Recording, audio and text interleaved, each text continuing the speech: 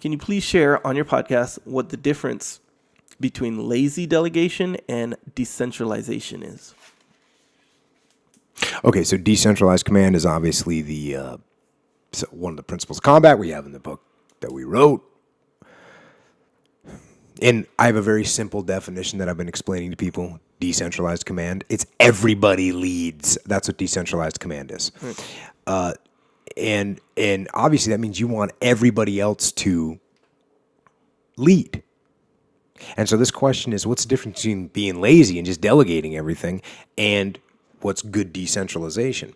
So lazy delegation, number one, is delegating things that are actually your job. Right? Because there's some roles and responsibilities that people have. Yeah. And if you take something that is supposed to be your job and you delegate it to somebody else because you don't feel like doing it, then that's lazy. As a matter of fact, if you're delegating something that it's something that you're delegating because you don't want to do it, then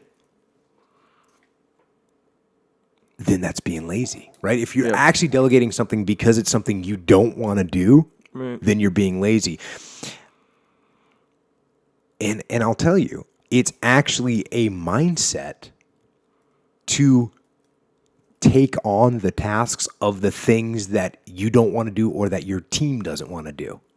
So this is like literally, there's something that is hard to do or that no one wants to do that thing. And I'll give you an example. We had to stand watch in Iraq. On my first deployment to Iraq, we had to stand watch on the prisoners that we would capture. So we'd come back, we have to stand watch on them. So I made myself and my assistant platoon commander, I was a platoon commander at the time, I assigned us the worst watch of the night, like the 0300 in the morning till 0500 in the morning. The watch that nobody wants because it's in the middle of your sleep pattern. No one wanted that watch. I put us on that watch. We took the worst watch. So I didn't delegate the hard watch. I took the hard watch. So there's an example of the opposite of being lazy. Right. You're taking on board the hard tasks. Another one is when we would go shooting and we'd get done shooting, and believe it or not, even the SEAL teams, you got to go pick up brass. You got to go pick up brass off the ground, all over the desert, all over the field, all over wherever you did a bunch of shooting. And it's pretty easy for the guy that's in charge to have a meeting to attend to when it's time to pick up brass. But I would always pick up brass. I wouldn't delegate being the shell casings. Yeah. But it's a pain. Literally when you're at land warfare, it takes a couple days to pick up brass. And instead of having to go back for a meeting, I'd go out there and, jump in there and have the crap job like everybody else of picking up brass. So I wouldn't delegate these things. That's being lazy when you delegate that. And another thing I'll find is if somebody's complaining, if one of my subordinates is complaining to me about having to do something, I automatically take it. And I say, oh, Echo, it's a pain for you to do this? Cool. Well, I'll do it. And it has a good psychological effect on them, right? I mean, it's showing them that, like, look, man, I'm here for you. And if it's too much for you, I'll take it. And I've had people literally go, no, I got it. Because that's the instinct that people have. They go, look, man, I got it. And that's what I would do if I complained about something. And then my boss said to me, you know what? If it's too much for you, I'll take care of it. You're like, no, it's not too much, boss. No. So, and that's also, I'll tell you, there's also a little form of discipline in there. A little form of discipline of taking on board tasks and doing things that you don't want to do. That's a way of exercising some discipline in your life and making things happen. So that's the kind of thing, all those things, that's like lazy delegation. If you're doing those kind of things where you're getting rid of jobs you don't want, you're getting rid of jobs that you should be doing, and getting rid of jobs that are a pain or are monotonous or you think they're below you.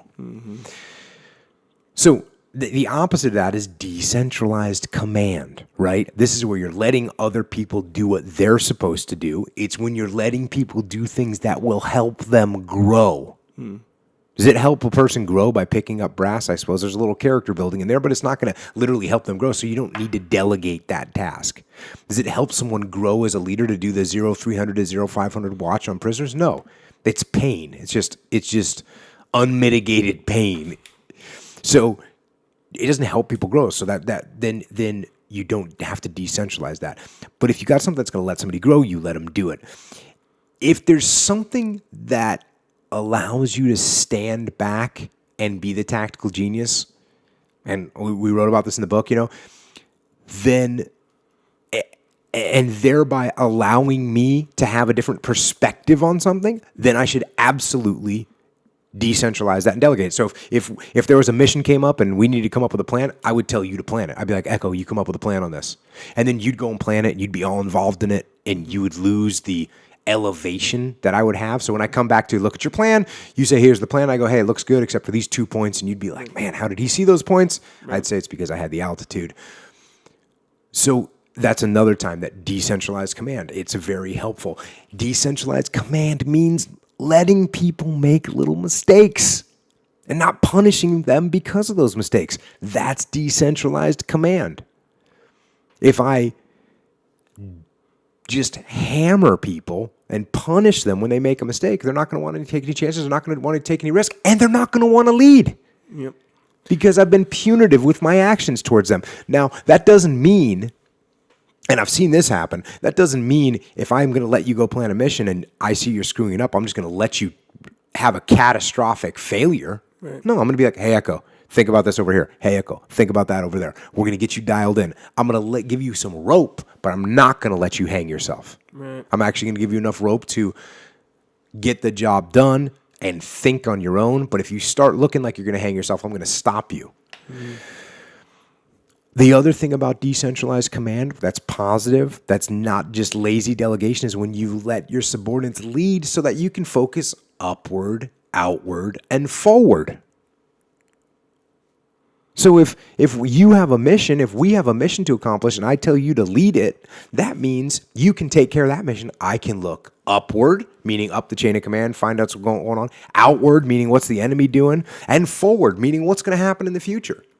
And if I'm wrapped up in the accomplishing of the task at hand, from a leadership position, I can't do any of those things. I can't look upward, I can't look outward, and I can't look forward. You got to let people lead so that they can become leaders. And your actual goal, and this is where people get intimidated, is to set them up so they can take your job. That's what you want. You want them to be able to take your job. Right. And people get scared of that, but you can't be scared of that. Yeah, what was that quote? There was a quote where one guy was asking the other guy or something. It's like, hey, what happens if we develop, our workers and then they leave us? And he's like, it's better than not developing them. Yeah. And having them stay. Yeah. That's a good point. I mean, that's me trashing it's you murdering a quote, yeah, but it's okay. You know what I'm saying. Yeah, no, that's good. And you definitely want to set your people up. You want to work yourself out of a job. And then your other opportunities will come because people will see that you develop a team. People will see that you develop good leaders, and they're going to say, "Hey, I want you to come and do that at this higher position," and you're going to get benefit from that as well. Well,